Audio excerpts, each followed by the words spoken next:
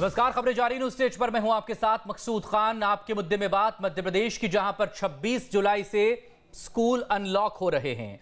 अब इसे लेकर सवाल भी उठने लगे हैं। मसलन जिनके पास ना मोबाइल है ना इंटरनेट, उनके बच्चे आखिर ऑनलाइन पढ़ाई कैसे करेंगे? बाहर कोरोना का कहर है, लेकिन वही घर पर आर्थिक समस्या। ऐसे में बच्चे कहां जाएंगे? आर्थिक असमानता तकनीकी शिक्षा में सबसे बड़ी रुकावट है। ऑनलाइन स्टडी गरीब बच्चों की शिक्षा के मौलिक अधिकार में रुकावट है। क्या वैक्सीन लगने से 2 दिनों में टीचर्स की इम्यूनिटी बढ़ जाएगी?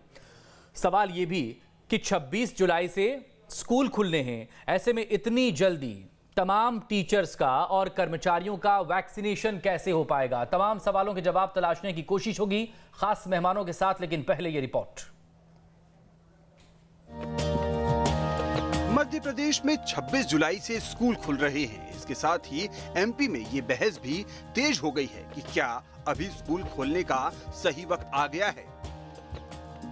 क्या स्कूल खोलने के फैसले में किसी तरह की जल्दबाजी हो रही है? जब जल्द ही तीसरी लहर के आने की आशंका जताई जा रही है, तो फिर अभी स्कूल खोलने का फैसला क्यों? दरअसल इन तमाम सवालों के जवाब को ढूंढने के लिए ये जानना भी जरूरी है कि स्कूल न जाने से बच्चों पर क्या असर पड़ा है। स्कूल न जाने से बच्चों के पर्सनैलिटी डेवलपमेंट पर बुरा असर पड़ा है। स्कूलों में मिलने वाली मिड डे मील से बहुत से बच्चों का पेट भरता है। जिनके पास मोबाइल इंटरनेट नहीं, वो गरीब बच्चे पढ़ नहीं पा रहे। जिन गरीब बच्चों की तकनीक तक पहुंच नहीं, उनकी पढ़ाई बंद है। बच्चों का स्कूल जाना सोशल और इमोशनल ग्रोथ के लिए भी जरूरी है। कोरोना की वजह से 180 देशों में स्कूल बंद करने पड़े थे। स्कूल बंद होने से 160 करोड़ बच्चों पर इसका बुरा असर पड़ा था।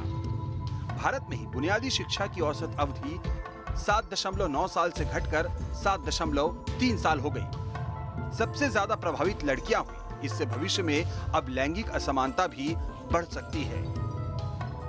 ये तो बात हुई स्कूल न जाने की, लेकिन बाहर निकलने पर भी बच्चों की सुरक्षा को लेकर चिंताएं बरकरार रहेंगी, क्योंकि एमपी में पूरे कोरोना काल में 10 साल तक की उम्र के करीब 17,000 बच्चे संक्रमित हो चुके हैं। एमपी में 1 साल तक के 987 बच्चे संक्रमित हुए। इसी तरह 1 से 2 साल के 1,292 बच्चे कोरोना की चपेट में आए। 2 से 5 साल के, मतलब घर और बाहर दोनों जगह चुनौतियां ही चुनौतियां हैं। हालांकि एक मसला शिक्षकों के टीकाकरण का भी है, क्योंकि बच्चों के लिए तो अभी वैक्सीन अप्रूव नहीं हुई है, तो उधर कई शिक्षक भी अभी वैक्सीनेट नहीं हुए हैं। हालांकि अब जाकर सरकार ने शिक्षकों के टीकाकरण को लेकर बड़ा फैसला लिया है। जानकारी के मुताबिक मध्य प्रदेश में अब टीचर्स को टीका लगाने में प्राथमिकता मिलेगी। निजी सरकारी स्कूलों में टीचर स्टाफ के लिए टीका अनिवार्य कर दिया गया है।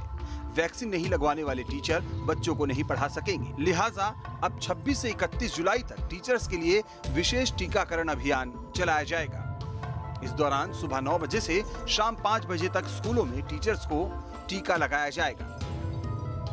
बहरहाल बच्चों को स्कूल भेजने को लेकर घर हो या बाहर, दोनों जगहों पर हालात को समझना जरूरी है। और आखिरकार इस फैसले में पेरेंट्स की भूमिका भी अहम होनी चाहिए, क्योंकि कहीं ना कहीं पेरेंट्स अब भी अपने बच्चों को स्कूल भेजने को लेकर पूरी तरह आश्वस्त नहीं है। और अब ये सरकार की भी जिम्मेदारी है कि वो स्कूलों में तैयारी इतनी दुरुस्त रखे कि पेरेंट्स बेहिचक अपने बच्चों को स्कूल भेज पाए। Team news state. और इस अहम मुद्दे पर बात करने के लिए फिलहाल इस वक्त हमारे साथ पॉलिटिकल गेस्ट मौजूद हैं। नेहा बग्गा बीजेपी की तरफ से मौजूद है हमारे साथ, और कांग्रेस की तरफ से फिरोज सिद्दीकी साहब। बहुत स्वागत है आप दोनों लोगों का। उम्मीद है जल्दी साइकोलॉजिस्ट, मनोचिकित्सक रोमा भट्टाचार्य भी हमारे बीच में होंगी। लेकिन नेहा, शुरुआत आप ही से। 26 जुलाई से 11वीं और 12वीं की क्लासेस शुरू होनी है 50% क्षमता के साथ। उससे पहले चीफ सेक्रेटरी ने तमाम कलेक्टर्स को ये निर्देश दिए हैं कि सभी टीचर्स का और कर्मचारी जो हैं स्कूल के, उनका वैक्सीनेशन हो 100%, इसको लेकर व्यवस्था की जाए। तो अचानक से 23 तारीख को इस तरह का आदेश आना, 2-4 दिन में क्या इम्यूनिटी डेवलप हो जाएगी? देखिए मकसूद जी, सबसे इम्पोर्टेंट बात है कि जिंदगी चलनी है, स्कूल खुलने हैं और धीरे धीरे करके सारी चीजें अनलॉक की तरफ बढ़ रही हैं। बच्चों की सुरक्षा को देखते हुए सबसे पहले सरकार ने जो प्राथमिकता के तौर पर कदम उठाए हैं उसमें ये किया है कि 50% बच्चों को बुलाया जाएगा, यानी कि 50% अटेंडेंस के साथ बुलाया जाएगा।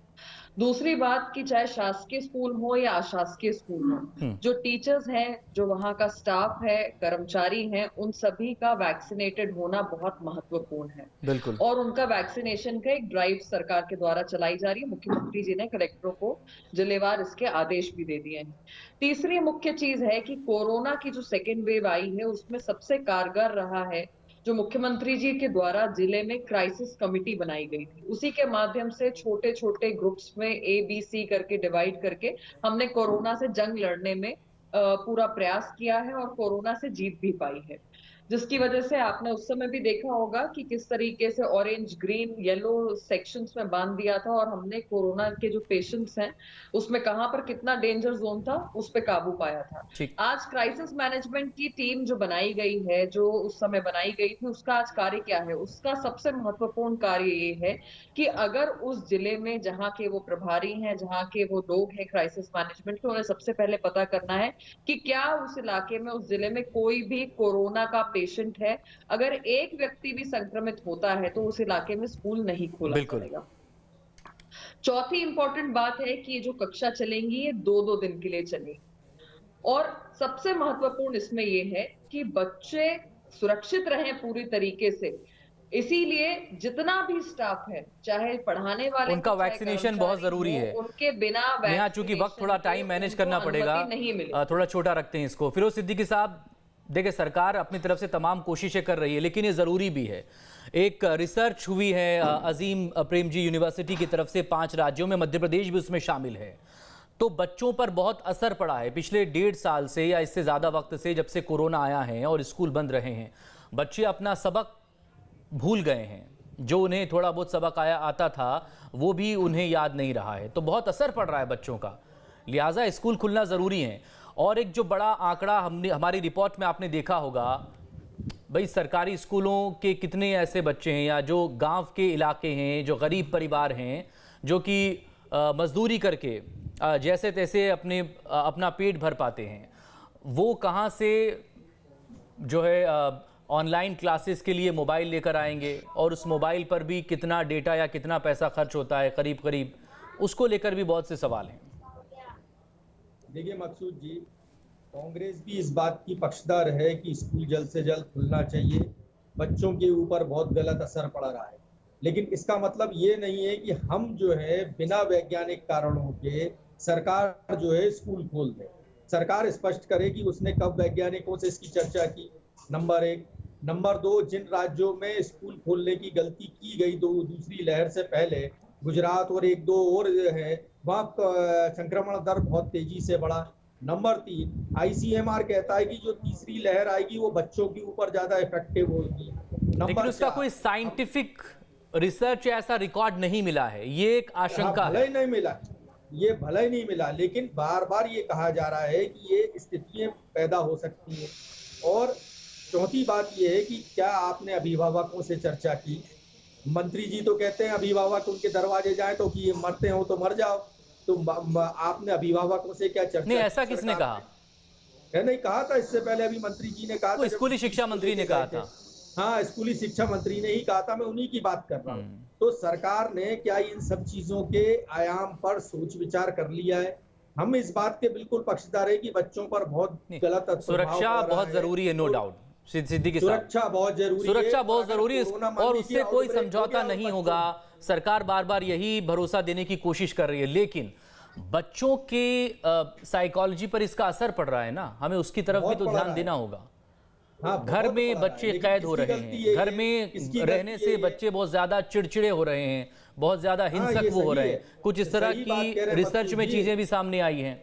सब बातें हम सही है, लेकिन हमको जान बचाना पहले अब जरूरी है। हमारा हेल्थ इंफ्रास्ट्रक्चर इतना मजबूत नहीं है कि अगर ये आउटब्रेक हो जाए और एक लहर की शक्ल में सामने आ जाए तो हम बच्चों को बचा लें। देखिए, मैं इस बात की, कांग्रेस पार्टी इस बात की बिल्कुल मुखालफत नहीं करती कि स्कूल ना खोले जाए, लेकिन वैज्ञानिकों से आप चर्चा कर लें। क्या हर मामले पे, हर बिंदु पे सरकार सोच ले? अब आप कहते हैं 26 जुलाई से हम स्कूल खोल रहे हैं और 26 जुलाई से आप टीका लगाएंगे, बिना 2 डोज के इम्यूनिटी आ जाती है क्या? पहला तो आपके निर्णय में यही गलती है कि बिना 2 डोज लगाए इम्यूनिटी आ जाती है क्या, नहीं आती है। ये तो स्पष्ट है, वैज्ञानिक रूप से स्पष्ट है। उसके बाद भी, और ये गलती किसकी है? हमारी सरकार की है। जो विश्व वैक्सीन गुरु बन रहे थे, वो वैक्सीन गुरु जो है मात्र 7% लोगों को वैक्सीन लगवा पाए हैं, जबकि यूरोप में यूरो कप फुटबॉल हो रहा है और ओलंपिक चालू हो रहा है, वहां विदाउट मास्क लोग हैं, और हमारी हालत ये है कि हम 50% पे भी नहीं पहुंचे। ये गलती किसकी है? सरकार की गलती है। लेकिन और जो ऐसा भी नहीं कि इस देश में 12-12 करोड़ फिरोज सिद्दीकी साहब लगाने का देखिए, रिकॉर्ड आज नहीं हमने बना। यहाँ पर एक साइकोलॉजिस्ट को बुलाया है, मनोचिकित्सक को बुलाया है, डॉक्टर उमा भट्टाचार्य, वो हमारे साथ जुड़ गई हैं। अगर कोई हेल्थ एक्सपर्ट होता और ज़्यादा हमारे पास वक्त होता तो हम उस पर भी बात करते। लेकिन भारत में जो डेल्टा प्लस वेरिएंट है ना, डेल्टा, वो वेरिएंट दूसरी लहर का कारण बना है। ये जब बाकी विदेशों में पहुंचा है, वहां पर जाकर जिन देशों में 60% तक वैक्सीनेशन हो गया है, वहां भी तीसरी लहर आ गई है। तो उस बात पर हम आज टॉपिक पर बात नहीं कर रहे हैं। हम आज बात कर रहे हैं बच्चों के मनोविज्ञान पर। डॉक्टर उमा भट्टाचार्य, बच्चे पिछले 1 साल से ज़्यादा वक्त से घरों में बंद हैं। जिनके पास सहूलतें हैं, फैसिलिटी हैं, पैसा है और संसाधन हैं, वो तो ऑनलाइन क्लासेस अपने बच्चों को दे पा रहे हैं। उनका भी उनके बच्चों के मनोविज्ञान पर, उन पर कैसा असर पड़ रहा है? और बहुत से परिवार तो ऐसे हैं, बहुत से ग्रामीण इलाके ऐसे हैं जहां पर तो बच्चों के पास ये फैसिलिटी भी नहीं है कि वो ऑनलाइन क्लासेस अटेंड कर पाए। ऐसे में अगर सरकार ये तय कर रही है, वो भी 11th और 12th क्लास के लिए, कि 26 जुलाई से स्कूल खोले जाएं, कैसा कदम आप इसे मानती हैं? देखिए, मैं न्यूज़ नेशन के सभी दर्शकों को अच्छी खबर ये सुनाना चाहती हूँ कि मैं नेशनली इंडियन साइकाइट्री सोसाइटी, जो हमारी ऑर्गेनाइजेशन है, उसकी मैं नेशनल हेड हूँ स्कूल मेंटल हेल्थ कमेटी की। यानी पूरे देश में जो स्कूल्स चलती हैं और स्कूल गोइंग जो छात्र छात्राएं हैं, उनकी मानसिकता को कैसे ठीक रखा जाए, स्कूल मेंटल हेल्थ कमेटी की मैं नेशनल हेड हूँ इंडियन साइकाइट्रिक सोसाइटी का। तो अभी बिल्कुल आप लोग की ये चर्चा जो है वो बहुत ही कंटेम्पररी है, अभी के लिए बहुत इम्पोर्टेंट है। मैं एक बात ये कहना चाह रही हूँ कि जो स्कूली बच्चे हैं, मतलब आप 6 साल से 17-18 साल की एज ग्रुप की अगर हम बात करते हैं, स्कूली बच्चे 1.5 साल हो गया है, लगभग 1.25 साल से ऊपर की वो घर में हैं, लॉकडाउन की वजह से, ग्लोबल पैंडेमिक की वजह से। हेल्थ इज अ प्रायोरिटी, लेकिन health is not only physical health. सिर्फ शारीरिक हेल्थ जो है वो स्वास्थ्य नहीं है। हेल्थ का डेफिनेशन होता है शारीरिक, मानसिक और आध्यात्मिक स्वास्थ्य। तो हम लोग ने शारीरिक स्वास्थ्य को मद्देनजर रखते हुए लॉकडाउन किया था। वो बड़ों का भी हुआ, छोटों का भी हुआ। लेकिन छोटे बच्चे जो होते हैं, जो डेवलपमेंटल ईयर्स में होते हैं, जो अभी बढ़ रहे होते हैं, उनमें इंसान की जो खूबियां हैं वो डेवलप होती है। यानी क्या, हम इंसान जो है सामाजिक प्राणी है, हम लोगों में सोशल स्किल्स होती है और वो छुटपन में डेवलप होती है। अब जब बच्चों को आप घर के अंदर बंद रखते हैं, तो उनकी जो नॉर्मल डेवलपमेंटल प्रोसेस है, सिर्फ शारीरिक नहीं, शारीरिक तो एक बहुत छोटा सा अंग है, वो तो जानवर भी बड़े हो जाते हैं, ठीक है ना। इंसान और जानवर में ये फर्क है कि इंसानों में मेंटल डेवलपमेंट बहुत इंपॉर्टेंट होती है, मानसिक विकास, साइकोलॉजिकल डेवलपमेंट बहुत इंपॉर्टेंट होती है और सोशल डेवलपमेंट बहुत होती है। जब बच्चे लगातार साल भर के ऊपर घर में हैं, उनकी सोशल स्किल्स जो है वो कम होती जा रही है। उनमें आगे चल के सोशल एंजाइटी होगी, वो लोगों के बीच अपना तालमेल नहीं बिठा पाएंगे, सोशल डेवलपमेंट उनका पीछे होगा। साइकोलॉजिकल डेवलपमेंट यानी क्या, जो आप में शेयरिंग की एटीट्यूड होती है, जो आप में एक दूसरे से बात करने की एबिलिटीज डेवलप होती है, वो बंद हो रही है। खाली वर्चुअल मीडियम से, वो भी जो अफोर्ड कर सकते हैं। कितने प्रतिशत ऐसे हमारे परिवार हैं जो बच्चों को ये हाईफाई गैजेट्स दिला सकते हैं। इंडिया में इतना बड़ा डिजिटल डिवाइड हो गया है, बहुत बड़ा है, बहुत बड़ा आंकड़ा है इसका, बड़ा डिजिटल डिवाइड हो गया है। मैं आपको बताऊं कि 6 से 9 साल की उम्र में करीबन 6 करोड़ बच्चे हैं, 9 से 12 साल की उम्र में करीबन 6 करोड़ बच्चे हैं, और 12 साल से 18 साल में करीबन 12.5 करोड़ है। ओवरऑल 25 करोड़ आबादी कम नहीं होती है जिनके हम शारीरिक, मानसिक, सामाजिक, आध्यात्मिक स्वास्थ्य की बात कर रहे हैं। बच्चों में इम्यूनिटी बहुत अच्छी होती है, स्कूल्स खोलना अनिवार्य है। कहीं पे भी ऐसा रिपोर्ट नहीं हुआ है कि बड़ों से बच्चे को इन्फेक्शन हो गया है। बच्चों को इम्यूनाइजेशन अभी उसकी टेस्टिंग्स चल रही हैं और आ भी जाएगा, लेकिन अगर बच्चे वैक्सीनेटेड नहीं भी होंगे, बहुत कम चांसेस है कि बच्चों को इन्फेक्शन होगा, अगर बड़े इस बात का ख्याल रखें, है ना। तो स्कूल्स में की जो स्टाफ है उनकी वैक्सीनेशन जरूरी है, उनकी बिल्कुल जरूरी है, जरूरी है, उनका सोशल डिस्टेंसिंग जरूरी है। एक मैं, क्योंकि मैं स्कूल मेंटल हेल्थ की नेशनल हेड हूँ इंडियन साइकाट्रिक एसोसिएशन की, जो ये निर्णय करती है और जो अब हम गाइडलाइंस हम लोग सरकार को देने की सोच रहे हैं। मेरा एक निवेदन है, अगर स्कूल की मैनेजमेंट और ये कोई भी ये आपका बहुत अच्छा ये प्रोग्राम सुन रहा होगा, देख रहा होगा उनको, तो मेरा ये सुझाव है कि स्कूल्स में फिजिकल डिस्टेंसिंग के लिए 50%, जैसे एक क्लास है उसके 50% को आप 15 दिन बुलाइए, बाकी 50% ऑनलाइन करें, और अगले 15 दिन वो बच्चे जो स्कूल आ रहे थे वो 50, डॉक्टर उमा, वो 50% कैपेसिटी वाला जो सिस्टम है वो तो रहेगा, लेकिन वो अल्टरनेट डेज के लिए उन्होंने रखा है। वो जो आप 15-15 दिन वाला कह रहे हैं शायद वो सिस्टम नहीं है। वो सिस्टम होना इसलिए जरूरी है कि अगर खुदा ना खास्ता किसी को इन्फेक्शन होता है या होने के चांसेस हैं, तो वो 15 दिन क्वारंटाइन हो जाएंगे वो सारे के सारे बच्चे, और वो रिकवर करेंगे। अगर वैसे वो चांसेस बिल्कुल नहीं है, बड़े बच्चों का तो ठीक है, ऑल्टरनेट कर रहे जो कर रहे, लेकिन असली चीज जो है वो 15 दिन का होना चाहिए कि 15 दिन आधे बच्चे स्कूल आए और बाकी आधे बच्चे अगले 15 दिन आए, और वो 15 दिन वो क्वारंटाइन हो। ठीक, डॉक्टर उमा प्लीज आप हमारे साथ बने रहिए, बाकी और गेस्ट से बात कर लेने। यहाँ पहले आप ही इस पर जवाब दे दें। जो सिस्टम है एक, उसमें और सुधार के लिए बहुत अच्छा एक सुझाव डॉक्टर उमा की तरफ से दिया गया है, क्योंकि वो बेहतर समझती भी हैं इन चीज़ों को।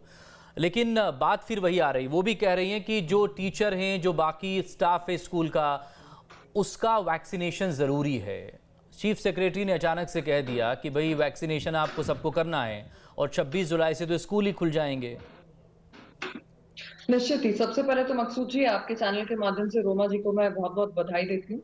दूसरी बात कि रोमा जी ने जिन बातों को सामने रखा है वो बहुत महत्वपूर्ण है, और लगातार माननीय मुख्यमंत्री जी के द्वारा, जो फिरोज जी भी कह रहे थे, क्योंकि इनके पास अभाव रहता है जानकारियों का, लगातार मुख्यमंत्री जी ने, चाहे साइकोलॉजिस्ट हो, चाहे हमारे वैज्ञानिक हो, चाहे समाज के अलग अलग सेक्टर के लोग हों, चाहे एनजीओ चलाने वाले हों, चाहे सोशल सेक्टर वाले हों, सबसे चर्चा करके, सबसे निर्णय करके ही इस कंक्लूजन पे पहुंचे थे कि 50% अटेंडेंस के साथ इन बच्चों को बुलाया जाएगा 11वीं और 12वीं के। मुझे नहीं समझ में आता कि हर मुद्दे पर राजनीति करने के लिए और चिन करके कैसे कांग्रेस तैयार हो जाती है, पर ये बात बहुत महत्वपूर्ण है कि जो स्टाफ है उनका वैक्सीनेशन 100% होना बहुत इंपॉर्टेंट है, ताकि बच्चे सुरक्षित रहें। दूसरी बात बहुत अहम है, जो आपने भी अपने पैकेज में कही, रोमा जी ने भी कही, कि एक जो टेक्निकली हम आगे बढ़े हैं, एक मजबूरी भी हो सकती है और एक समय की मांग भी हो सकती है कि हम मोबाइल का इस्तेमाल कर रहे हैं, लैपटॉप्स का इस्तेमाल कर रहे हैं, पर ऐसे बहुत सारे इलाके हैं जहां पर शायद इस प्रकार के इक्विपमेंट्स हो, मोबाइल हो, पर उनके अभिभावक उतने ट्रेंड नहीं है कि नहीं है, ठीक है, पर होने के बावजूद भी कई जगह पर ये चुनौतियां हैं कि उनके अभिभावक नहीं है उतने ट्रेंड कि उनको इस तरीके के मीट से वो कनेक्ट करा सके। अगर अलग अलग एप्लीकेशन पे स्कूल चला रहे हैं तो उनके अभिभावक उनको समझा सके कि उससे कनेक्टिविटी कैसे बननी है, कक्षा कैसे चल रही है, तो उसमें कैसे जुड़ना है। तो चुनौतियां लगातार बढ़ रही हैं, और इसीलिए जरूरी है कि ये बच्चों का भविष्य जो है वो स्टेक पर ना चला जाए। सरकार ने एक बहुत अहम जो फैसला लिया है, एक बात लास्ट लाइन कह के मैं इसको अंत करती हूँ कि 50% की कैपेसिटी, जब इतने बड़े कैंपस में आप सिर्फ 2 कक्षाएं चलाएंगे 11वीं और 12वीं की, तो आपको तो वो मेंटेन हो जाएगी सोशल डिस्टेंसिंग, एम्पल स्पेस मिलता है आपको। आप बहुत फिरोज सिद्दीकी साहब, देखिए समझना होगा थोड़ा चीजों को, आपको जगह मिलती है। आर्थिक असमानता और आर्थिक समस्याओं को भी आपको ध्यान में रखना होगा। बाहर कोरोना का कहर है, घर पर आर्थिक समस्या। भाई मिड डे मील योजना की शुरुआत क्यों हुई थी? इसीलिए हुई थी ना, उसका एक पहलू ये भी था। मकसूद भाई, मैं ये स्पष्ट कर दूं कि कांग्रेस बिल्कुल भी इस बात के खिलाफ नहीं है, विरोध में नहीं है कि स्कूल ना खोले जाए।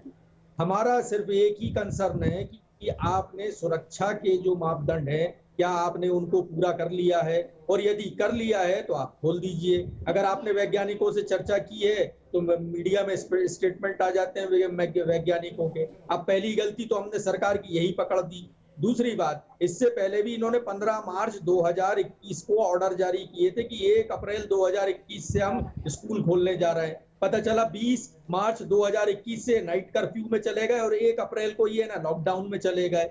ये स्थितियां नहीं आनी चाहिए। कांग्रेस का एक ही मुद्दा है कि सुरक्षा के दृष्टि को आप पहले रखिए सामने और उसके बाद फिर आप स्कूल खोलिए। हम भी चाहते हैं कि स्कूल खोले। सरकार ने जो नॉर्म्स तय किए हैं, इफेक्ट पड़ रहा है। सिद्दीकी साहब, देखिए, सरकार ने जो नॉर्म्स तय किए हैं, क्या उसमें कहीं कोई गलती है?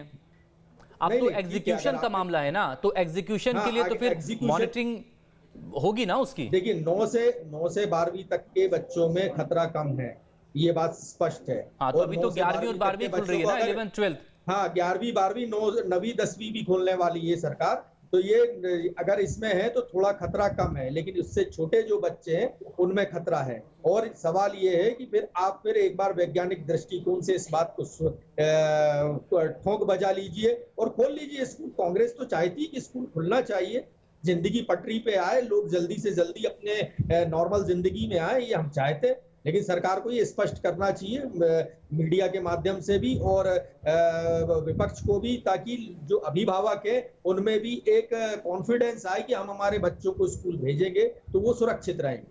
ठीक, डॉक्टर रोमा, ये कॉन्फिडेंस अभी पेरेंट्स को नहीं आ पा रहा है। बच्चों की अपनी ज़रूरतें हैं, उनके बौद्धिक विकास के लिए, उनके मानसिक विकास के लिए, शारीरिक विकास की आप भी बात कर रही थी सबको लेकर, लेकिन पेरेंट्स अभी उतने कॉन्फिडेंट क्यों नहीं हो पा रहे हैं? कैसे ही उनका एक कॉन्फिडेंस लौटेगा? इसके अलावा अलग अलग चीज़ें, हर पहलू पर हम बात करने की कोशिश कर रहे हैं। आपके पास तो पूरा डेटा है।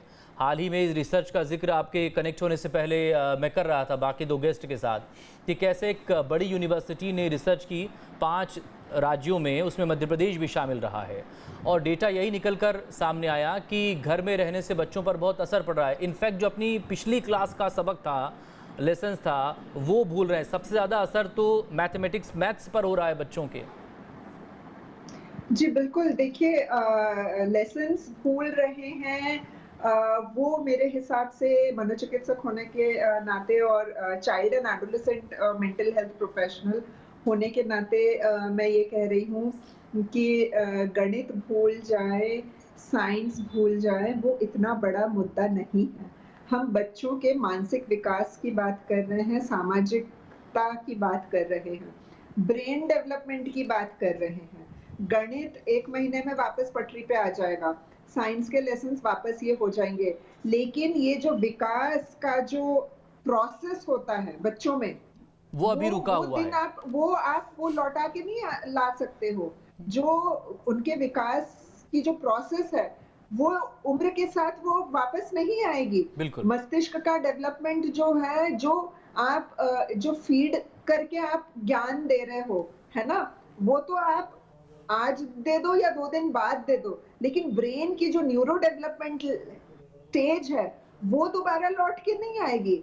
आप 15 साल की उम्र में दोबारा लौट के नहीं आओगे जब आपकी पर्सनालिटी डेवलप होती है ना। तो बहुत जरूरी है कि हमें बच्चों को पीयर ग्रुप मिले, यानी हम उम्र के बच्चों का साथ बहुत माफी के साथ डॉक्टर रोमा, आपको रोकना होगा, मेरे पास वक्त आज इतना ही है। बहुत शुक्रिया आप सभी लोगों का। एक छोटे से ब्रेक के बाद छत्तीसगढ़ की बात होगी।